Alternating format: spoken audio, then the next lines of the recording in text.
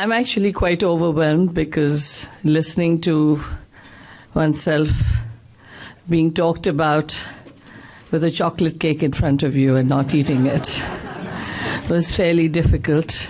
I did not want to smudge my lipstick. But on another note, I have been in this country for 40 years. I did not realize it. 1982. I came here at the age of 22, wide-eyed, young, energetic. And that's when I realized there's so much difference between the East and the West. There's nothing right or wrong. It was about understanding the West, though I had a complete Western education. But I studied the Indian classical dance form from one of the greatest dancers, Dr. Sonal Mansingh, who's a Padma Vibhushan, as her first disciple, and studied it in the old-fashioned way where I had to sweep her room, even though I came from a very affluent background. No questions asked. Perform when you are asked to perform. Change your performance when she's on stage. You don't ask questions. And I did all of that because I had what she called a madness, a passion. And that passion is what has brought me here today, as Ranjana ji said, because I was often asked by my parents, but you've topped in school and college and history gold medal, why would you dance? Engineer, doctor, and they came from a very broad-minded family where my mother's side, the entire lot were communists. And I'm a capitalist, and my father was a capitalist as a banker. So everyone said, education, girls, anything, but you want to go and dance? Where will that bring you? And it is that passion where I went to my guru, stood outside her house for 6 months. She said, I don't teach. She was celebrated as India's leading dancer even then, because she had had an accident and broken her spine.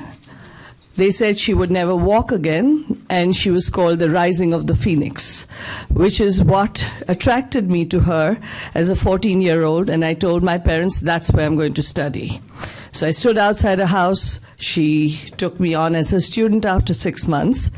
Until today, we have performed on many a platform together. I have the privilege of saying that she has been my mentor, my guru. She has shown me the path in life. And often when people say, but you're a dancer, how come you went into filmmaking? And I said, as a dancer, you have to know to sing. You choreograph your own music. You write your own script. On a no budget, you do your own sound and lighting. You do your own PR. You learned poetry, music, theater, dance. I've acted in short films because it was all part of the training, theater. And what was my subject every time I performed? Women. It was all interconnected. I did not feel it was different when I wrote about the Rani of Jhansi, or I wrote about Ramanujan when I wrote and produced that film. Racism, women's empowerment, the fight for justice, but it was always art. Art spoke to me. Art led me. I did not lead art. So, as Ranjana ji just shared, the causes of women have been so dear to my heart that I often feel we forget. Understanding cultures, and the Asia Society is one such organization that has been a platform to many an artist. They have been the place where without an audience, sorry, I'm just going to hold it for you. A small Sanskrit shloka, Sabha, the audience, is like the wishing tree. Kalpa tarud bhati, Vedaha, the literature are the branches. Shakho pashobhitaha, Shastra, literature and poetry, Pushpa samakirna, is like the flowers on the tree. And Vidvat are the intelligentsia sitting in this room, like Brahmara, Sanyuktaha, are like the bees taking in the honey. Now, without that audience, there will be no politics, no art, no understanding. Art has no religion, no gender, no walls. And once we understand that we have to fund the arts, fund artists, fund new thought, that's when the politicians will be able to make friends with other countries.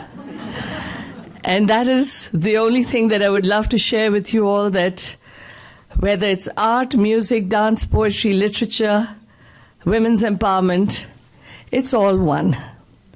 And it's being human, having empathy, and continuing to perform through life. Thank you all.